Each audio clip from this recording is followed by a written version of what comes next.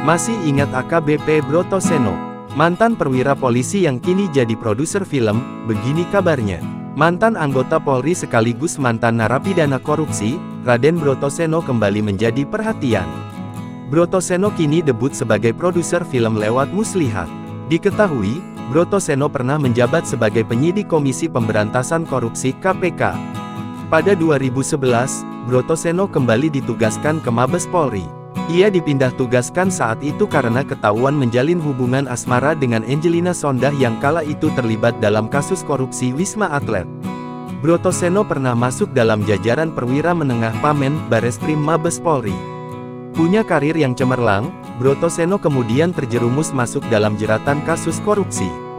Saat itu, dia menjabat sebagai Kepala Unit 3 Subdit 3 Direktorat Tindak Pidana Korupsi di Tipikor, Bareskrim Polri.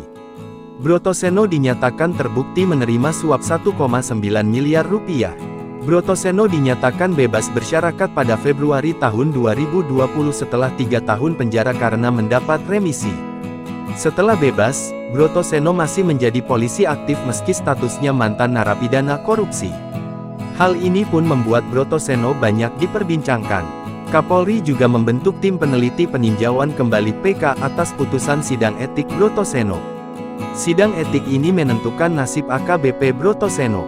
Berdasarkan hasil sidang PK, AKBP Brotoseno resmi mengakhiri masa dinasnya di Polri setelah menerima keputusan pemberhentian tidak dengan hormat PTDH per tanggal 8 Juli tahun 2022 lalu.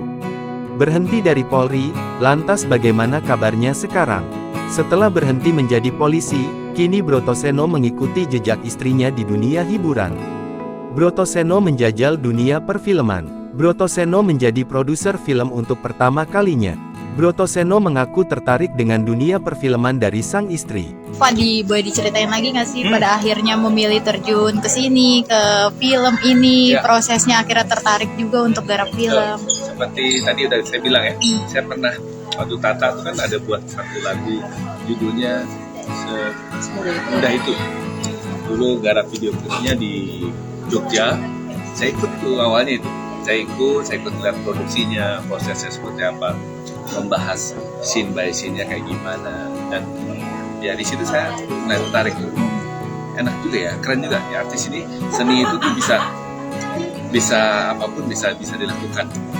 Kebetulan kan dia di nyanyi. Sehingga ia memanfaatkan kesempatan ini untuk memproduksi film horor. Harapan Brotoseno, film pertamanya ini bisa laku di pasaran sehingga ia bisa kembali melahirkan karya-karyanya yang lain. Download Tribun X sekarang, menghadirkan lokal menjadi Indonesia.